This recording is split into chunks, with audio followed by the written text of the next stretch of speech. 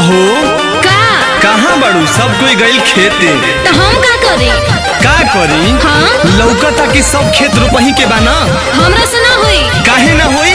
खाली बैठ के 3 टाइम घासबू। हमर माई बाबू देले बड़े तब घासा तनी, समझ ला।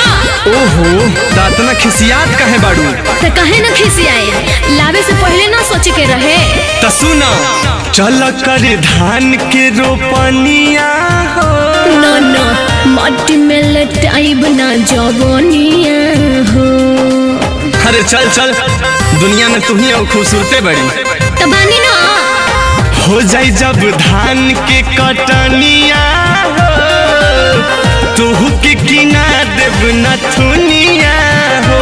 इहे कही कैला गेहूं के कटनिया हो, जबले न किनब नथुनिया राजा, तबले न होई है रोपनिया हो।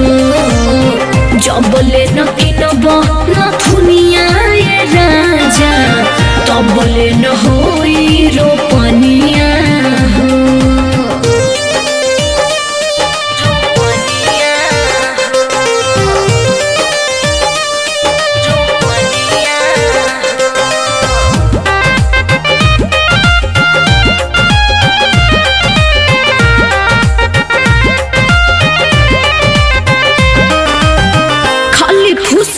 के करवावेल तू काम हो, तोहरा से शादी के मिलल नया राम हो।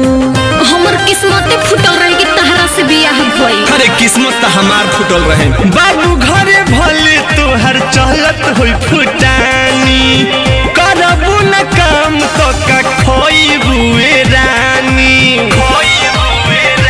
जाके करब आराम हम दलनिया हो, जबले न किनब नथुनिया राजा, तबले न होई है रोपनिया हो।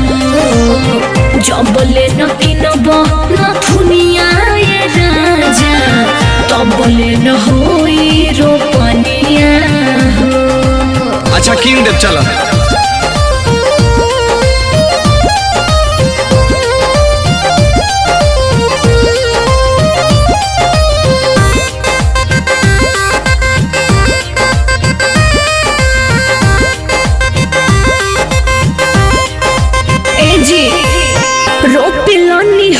के तो बथेल कमरिया, भइल जाता करिया ई धूप में शरीरिया। अरे बात के समझी ना। हम सब समझतनी, काम चोर कहीं के। चल घरे गोरी तोहर देहियो दबाई दे, ब्यूटी पार्लर में जाके फेशियल कराई दे। रंजित शिवम कहेली राउर कनिया हो, जबले न किनब नथुनिया राजा, तबले न होई है रोपनिया हो। जबले न किनब